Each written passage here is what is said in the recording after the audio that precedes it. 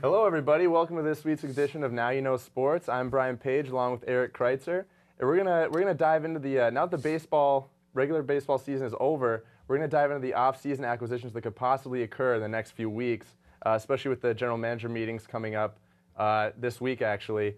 So, Erik, we're going to talk about the biggest pitcher on the market, CC Sabathia. What do you think about? Well, CC, I mean, he had a huge year with the Brewers, and he didn't even play the complete season with them. But I see three teams in his possible future. I see the Yankees, the Brewers, and the Dodgers. Now, the Dodgers, if they don't sign Manny Ramirez, which you know, you never know, Manny's going to be expecting a lot of money because of his performance in the offseason. I could definitely see CC going to the Dodgers for maybe an 8-year, $160 million contract. But the thing I'm worried about CC is, I mean, he might be distracted by those Dodger dogs and mini pizzas floating around the stadium. Oh, my God. You're hilarious, Thank Erik. you. I am. Well, speaking of the Dodgers, we're now going to go talk about Manny Ramirez. And he's probably the most highly touted free agent player on the market. You know, and Manny will take, you know, he's very open about his feelings about entering free agency, saying, I quote, "Gas is up, and so am I." Oof. Now, I think that's Manny poking fun at the economy, and also kind of laughing at everyone, saying, I'm also going to demand so much money, and he's probably going to get it, because despite the fact that he is a quote-unquote distraction on and off the field, he performed amazingly with the Dodgers, and you know, I think the Dodgers are probably going to make a strong push. The Dodgers owner has a very bad reputation at not kind of ponying up the money for big free agents. That could come into play. If that happens, which I think it will, I think Hank Steinbrenner and the Yankees are going to swoop in, take him for probably about, I'd say 3 years, $80 million. Nice Oof. Short contract, a lot of annual money, just to spite the Red Sox. So Manny can play the Red Sox 18 times next year and kind of prove to them why he shouldn't have been traded as he thinks. So then we're going to move on to K-Rod. K-Rod, the most highly touted closer on the market. He is. He has, as any baseball fan knows, he had one of the best seasons of a closer ever. The two teams that might be possible destinations for K-Rod, in my mind, are the Mets and the Tigers.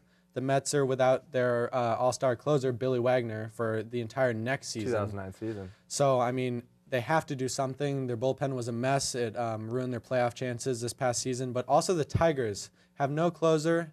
They have an all-star lineup. I mean, Dontrelle Willis last year, they have his acquisition, and their entire team is just an offensive threat. So having a closer like K-Rod would be huge. My guess is 5 years, $75 million. That is a lot of dough. A lot of dough.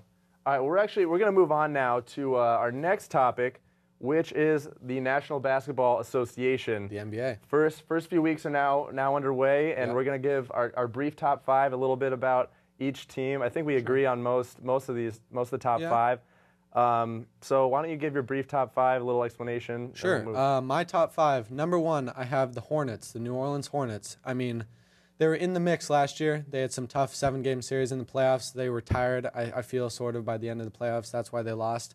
But their acquisition of James Posey, who was on the championship Celtics team, I think is going to put them over the edge, and they're going to win it this year in my mind. Second, Lakers, with Andrew Bynum back, of course.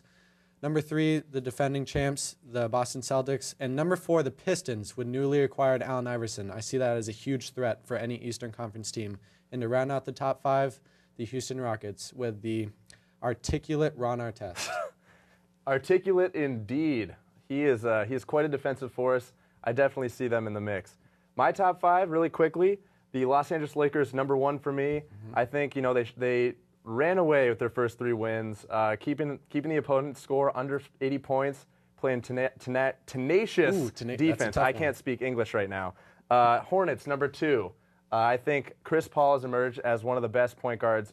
He's looking like one of the best point guards of all time right now. I know that's a little early to say, early in his career. Looking good. I see them going deep into the playoffs, possibly threatening the Lakers. Number three, the Celtics, defending champs. They shouldn't. A lot of people say they shouldn't be third, but they lost to the Indianapolis. Oh my God. The Pacers. The Pacers. My gosh, it's a rough night for me tonight. It is. You're a Beaver. I'm a Beaver and you're a banana. So we're gonna keep talking. They lost the Pacers last week, and you know, I thought they didn't show their best basketball there. I know they won last year, but I'm a little worried. KG, they might fall off this year. We'll see what happens with that. Rockets, number 4, Yao Ming when he's healthy. They're 19-0. They're amazing. In the past 19 games, Yao's been healthy, 19-0. Definitely. They're gonna be great. And then the Jazz, top 5. Like the Hornets, Darren Williams, one of the best point guards in the National Basketball Association. Yes. When he's in, they're money. So that's number 5 for me. We're moving on now to our final topic. We're going to talk about BC football, which, you know, it's a little cloudy now. They've lost their last 2.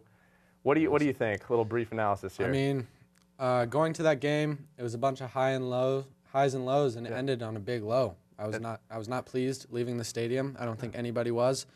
There was some questionable play calling, 2nd and 5 or no, I believe a 2nd and 2, and we decided to pass the ball 3 times, which if we had Matt Ryan, no disrespect to Chris Crane, would be a good idea, but I just don't see BC.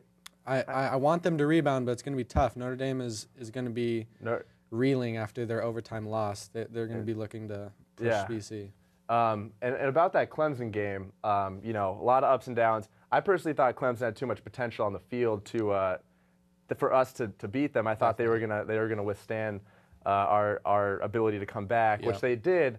But you know, I don't want to knock on BC because you know they're obviously our school. Definitely. But I think the coaching staff kind of needs to realize that Matt Ryan is not our quarterback anymore, and we got to start running the ball. Yeah. And until that happens, it's really hard to kind of stay with this team, and you know, really, because you're not really backing what's going on there. We got a young quarterback who should be in, Dominique Davis. I think Chris Crane has really, unfortunately, he's a senior and his time should be out. And we're a fast team. I mean, our freshman running backs are solid. I think we need to start playing a speed-based offense rather than a pass first. And I agree with that. And on that note, we are going to wrap it up tonight for this week's edition of Now You Know Sports. I am Brian Page. For Erik Kreitzer, I am a Beaver. He is a banana. We're taking it out. Back to the desk.